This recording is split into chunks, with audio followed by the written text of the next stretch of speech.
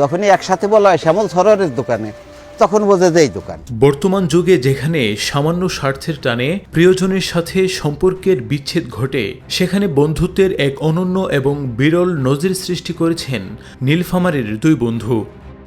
তাদের বন্ধুত্বের গভীরতা এতটাই যে দীর্ঘ ৫৬ বছর বয়সে এসেও তাদের দুজনেই অবিবাহিত রয়ে গেছেন।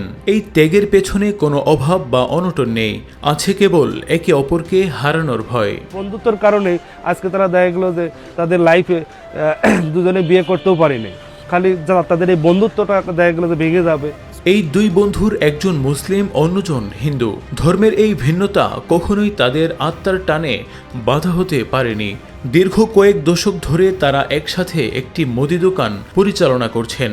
তাদের মতে, বিয়ে করলে সংসারের নতুন মানুষের আগমনে যদি বন্ধুত্বের মাঝে দেয়াল তৈরি হয় কিংবা প্রিয় বন্ধুর জন্য বরাদ্দ সময়ে ভাগ পড়ে, এই আশঙ্কা থেকেই তারা কেউই সংসারের পথে পা বাড়াননি। ক্লাস নিচে পড়তো, আমি 1 ক্লাস উপরে পড়তাম।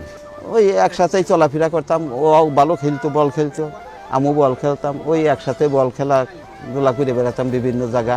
একজনের নাম সারোয়ার হোসেন, অন্যজনের নাম শ্যামল চন্দ্র।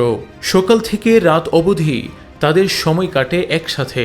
ধর্মের রীতিনীতি আলাদা হলেও তাদের বিশ্বাস আর ভরসার জায়গা একই। রক্ত বা ধর্মের সম্পর্কের চেয়েও বড় হয়ে উঠেছে তাদের এই নিঃস্বার্থ বন্ধুত্ব। এলাকার মানুষের কাছে তারা আজ জীবন্ত কিংবদন্তি। যেখানে মানুষ নিজের সুখের জন্য মরিয়া, সেখানে এই দুই বন্ধু একে অপরের সঙ্গ আগলে রাখতে বিসর্জন দিয়েছেন ব্যক্তিগত জীবনের রঙিন সব স্বপ্ন। নোমান বিন বশির, নিরপেক্ষ।